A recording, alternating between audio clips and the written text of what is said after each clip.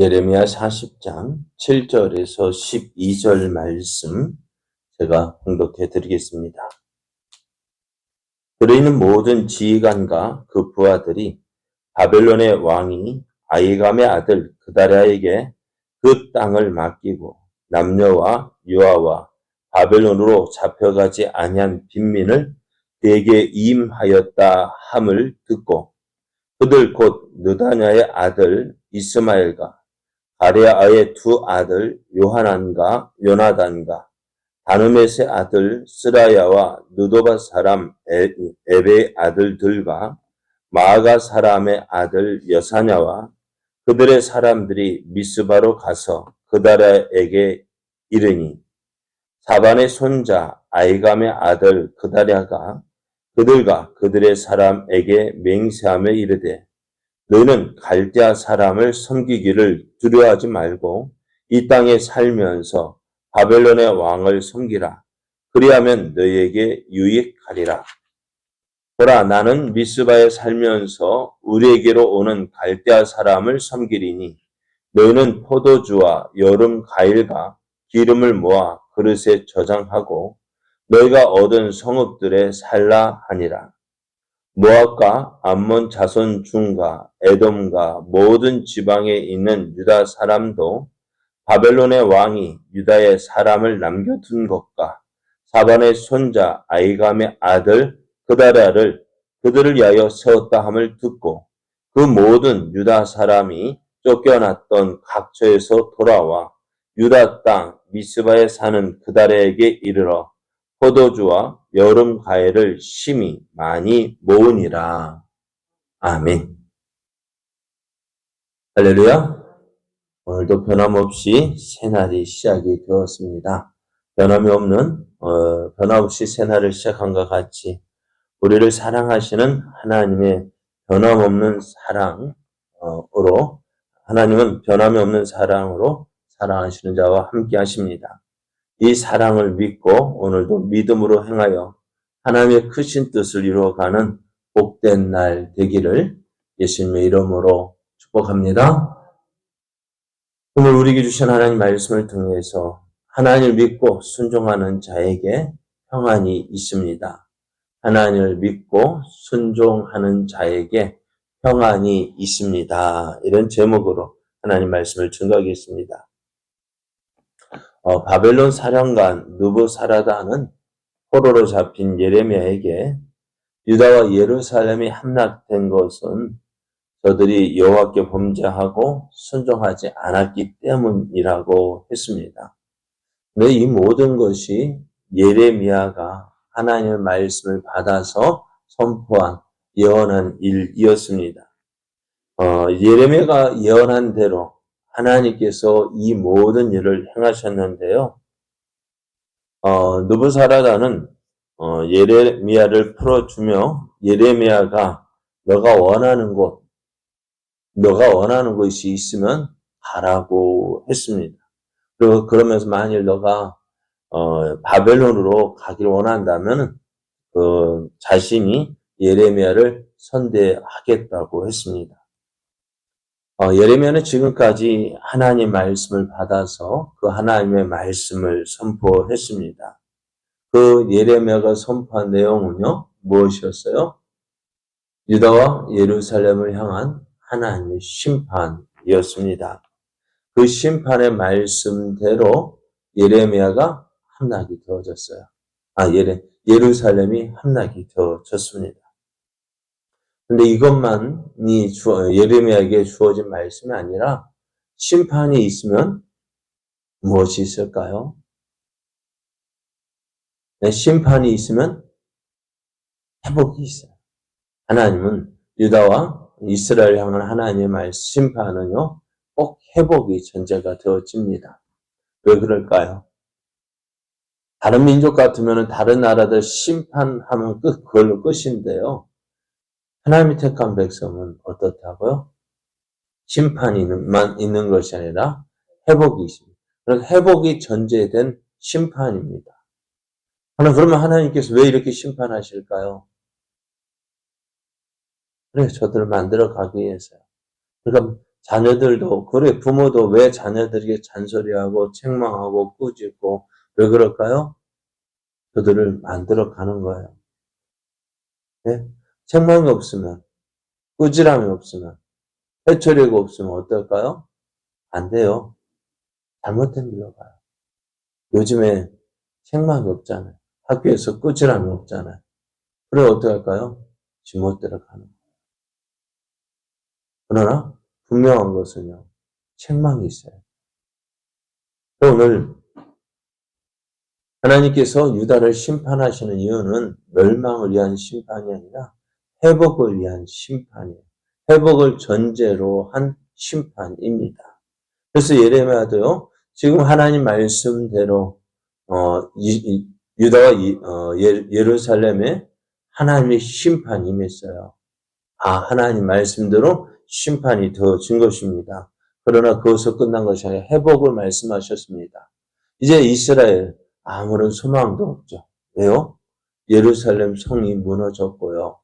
성전도 무너졌고요. 무슨 소망이, 나라도 이제 왕도 포로로 잡혀갔고요. 또 조금이라도 잘난 사람들은 다 어디래요? 바벨론으로 끌려갔어요. 그럼 유다에 남은 사람들, 어떤 사람들일까요? 아무것도 없는 사람들. 그런 사람들만 남아있으니, 나라가 어떨까요? 나라가, 그 사람들의 모든 게 어떻게 해요? 소망 없이 살아가는 저들에게 예레미야는 남아서 그들에게 어떻게 해요? 하나님 말씀, 하나님의 회복을, 유다와 예루살렘의 회복을 전하고 그들에게 새 소망을 주게 되어집니다. 그것을 위해서 예레미야는 바벨론으로 가지 않고 예루살렘의 유다 땅에 남기로 했습니다. 이제 유다와 예루살렘을 점령한 느부갓네살 왕은요, 시드기야 왕을 비롯한 많은 사람들, 그들을 포로로 이제 바벨론으로 끌어가고요. 대신 유다를 다스릴 총독을 세우는데요. 그다라를 유다의 총독으로 세워서 다스리게 합니다. 이제 유다의 총독이 된 그다라는요. 예레미야의 예언이 하나님의 말씀인 줄 알았어요. 그래서 이제 예레미야가 말한 대로 어떻게 바벨론에 항복하면서 그 바벨론에 이제 바벨론 정책을 취했습니다. 그러면서 저들에게 선정을 베풀었는데요. 이제 그다랴가 총독이 된 후에 나라가 얼마나 혼란스러웠겠어요. 왜요? 나라가 망했잖아요. 왕도 또 다스린 고관들, 방백들, 신하들 모두 다 잡혀가고요. 어쩌면 지금까지 난다 긴다 했다 자랑했던 그 사람들 다 잡혀가고요. 아무도 안 남았잖아요. 그러니 나라가 얼마나 혼란스럽겠어요. 그런데 이제 그렇게 혼란스러웠던 유다가요. 이 그다랴가 이제 선정을 베풀면서 안정을 찾게 되었고, 이제 바벨론 군대를 피해서 사방으로 도망쳤던 유다의 사람들, 어떻게 될까요? 이제 그다랴가 총독이 되어진 후, 이제 나라가 안정되어졌다는 소식을 듣고요. 이제 그런 사람들이 하나, 둘 모여들기 시작합니다. 또 오늘 말씀을 보면 7절을 보면은요. 들에 있는 모든 지휘관, 몇 절이요? 7절이요. 들에 있는 모든 지휘관과 그 부하들이 바벨론의 왕이 아히감의 아들 그다랴에게 그 땅을 맡기고 남녀와 유아와 바벨론으로 잡혀가지 아니한 빈민을 그들에게 이임하였다라는 말을 듣고요. 다 그들이 어디로 와요? 그다랴에게 옵니다. 들에 있는 모든 지휘관이라고 했어요. 그럼 이 지휘관들은 어떤 사람들일까요? 지휘관들은 군사들을 다스리는 지휘관들이었어요. 그러니까 바벨론에 의해서 유다가 예루살렘에 함락되어졌을 때 이들은 어떻게 해요? 들판으로 도망갔어요. 피난을 갔어요. 뿐만 아니라 11절을 보면은 모압과 암몬 자손 중과 에돔과 모든 지방에 있는 유다 사람도 이 그다랴의 그 소식을 듣고요. 어떻게 해요? 다 그다랴에게로 나왔다는 것입니다. 그래서 이들이 돌아왔다라는 것은 무엇 때문일까요? 왜 돌아왔을까요? 그냥 그다랴가 총독으로 있는 그 유다 땅이 평안해졌다라는 사실. 여러분 그렇잖아요. 피난 갔던 사람들 언제 돌아올까요? 그 나라가 혼란스러우면은 다시 돌아올까 안 돌아올까요? 안 돌아오죠. 돌아오는 이유는 뭘까요? 회복이 되어지고 안정을 찾았기 때문입니다. 그래서 그다랴는요.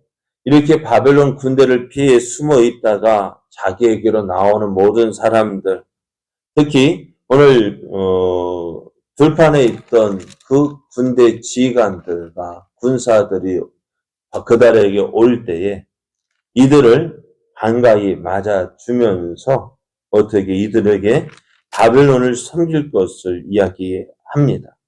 9절 말씀을 보면은 사반의 손자 아이감의 아들 그다랴가 그들과 그들의 사람들에게 맹세하며 이르되 너는 갈대아 사람을 섬기기를 두려워하지 말고 이 땅에 살면서 바벨론의 왕을 섬기라. 그리하면 너희에게 유익하리라고 했습니다. 이 그다랴는 지금까지 예레미야가 수없이 예언했던 그 내용 그대로 그 돌아온 백성들에게 이야기합니다. 그다랴가 이렇게 예레미야가 예언한 그대로 말하는 이유가 뭘까요? 그 예언한 대로 되어졌기 때문에. 이것이 바벨론에게 항복하고 바벨론을 섬기는 것이 하나님의 뜻이다. 왜요? 왜 그것이 하나님의 뜻일까요? 우리 같으면 한번 생각해 보셔요. 우리가 일제시대에 지날 때, 어떻게 일본을 섬기는 것이 하나님의 뜻이다 할 때 어떨까요? 우리는 어떻게 할까요? 우리는 감정이 남아있죠. 그죠? 반일 감정이 있는데, 근데 그 일본을 섬기라 하면 어떻게 했어요? 좋아할 사람이 있을까, 없을까? 없죠. 왜요? 억지로, 강제로, 물론 지금 유다와 예루살렘도 어때요? 억지로 강제로 되어졌지만 그러나 어떻다고? 그것이 하나님의 심판이기 때문에 그것이 유다를 향한 하나님의 뜻이기 때문에 그러면 유다와 예루살렘을 멸망시킨 바벨론을 좋아할 사람이 어디 있겠어요? 하지만 그럼에도 그다랴가 친 바벨론 정책을 행한 것은 이것이 하나님의 뜻이라는 사실을 깨달았기 때문에 그래요. 예레미야가 선포한 대로, 예레미야가 예언한 대로 이것은 유다를 향한 하나님의 심판입니다. 왜요? 하나님 말씀에 순종하지 않고요. 다른 우상들을 섬겼기 때문에요. 그들이 이렇게 행할 때, 이렇게 바벨론을 섬기며 선정을 베풀 때 나라가 평안해졌습니다. 흩어졌던 유대인들이 다 그다랴에게로 모여들었습니다. 이들은 황폐해진 땅을 갈아서 포도주와 여름 실과를 많이 거둘 수 있게 되어졌습니다. 그럼 한번 생각해 보세요. 포도주와 여름 실과를 많이 거두었다는 말은 뭘까요? 그들이 이제 어떻게 해요? 좀 먹고 살만해졌다는 거예요. 부유해졌다는 거예요. 이런 모습은요, 하나님께서 원하시던 모습이었어요. 심판을 받는 유다와 예루살렘이 하나님 말씀대로 행해졌다면 어떻게 돼요? 이러한 삶을 살았을 거예요. 저들은 바벨론으로 포로로 끌려가지 않아도 되었을 거예요. 왜요? 하나님 말씀대로 저들이 회개하고 하나님을 찾고 하나님 말씀에 순종할 때 저들에게 이루어질 모습이 바로 이런 모습이었어요. 평안이. 그들이 일한 대로, 수고한 대로 모든 것을 거둬 드릴 수 있다는 것이 얼마나 큰 은혜입니다. 자, 하나님 믿고 하나님 말씀에 순종했다면 이런 유다와 예루살렘이 멸망하지 않고 이런 모습이었을 거예요. 그러나 어떻다고요? 참 아쉬운 모습이에요. 아, 하나님 말씀대로 순종했더라면 유다는 예루살렘이 함락되어지고 포로로 끌려가는 그 아픈 일을, 그런 아픈 경험을 하지 않아도 되었을 텐데, 그럼 오늘 우리는 이 모습을 보면서 무엇을 생각해야 될까? 아, 하나님 말씀 믿고 순종하는 것이 우리에게 참 복이다. 자, 내 생각대로 되는 것이 아니라요. 누구 뜻에? 하나님 뜻에 맡기는 것. 내 마음대로 하고 싶은 대로 하는 것이 아니라 하나님이 말씀에 순종함으로 그 말씀 따라 순종하는 것이 우리에게 복이라는 사실입니다. 그것이 신앙이에요. 여러분, 신앙생활이 뭐라 했어요? 신앙생활이 뭐예요? 나를 내려놓고 하나님 말씀에 순종하는 것. 그것이 참된 신앙생활이에요. 그런데 내 뜻 그대로 붙잡고 하나님 이용해서 뭐예요? 내 뜻 이루려는 것은 그건 참된 신앙 아니에요. 그리고 내가 하나님이면 하나님 뭐예요? 내가 부리는 종입니까? 그렇게 살면서 하나님 내 뜻대로 안 됐다고 하나님 원망하고 불평하는 거, 그거 하나님 참된 신앙 아니에요. 참된 신앙은 나를 내려놓고 하나님 말씀에 순종하는 거예요. 그 순종이 뭘까요?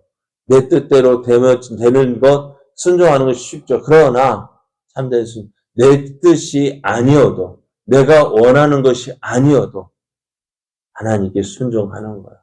바벨론에게 항복하는 거 모두가 원하는 거 아니었을지 몰라요. 그러나 그것이 하나님의 뜻이기에 어떻게 해요? 순종할 때 그것이 좋은 것 주시는 하나님의 계획임을 알아야죠. 오늘 하나님 믿고 순종하는 우리들 무엇이 필요할까요? 하나님을 믿는 우리에게 필요한 것이 뭘까요? 순종입니다. 순종하는 자에게 무엇도 한다. 하나님은 평안을 주십니다. 이러한 평안을 하나님 말씀을 듣고 하나님 말씀에 순종함으로 그리하여 하나님께서 주시는 참된 평안을 누리는 저와 여러분 되어지기를 예수님의 이름으로 축복합니다.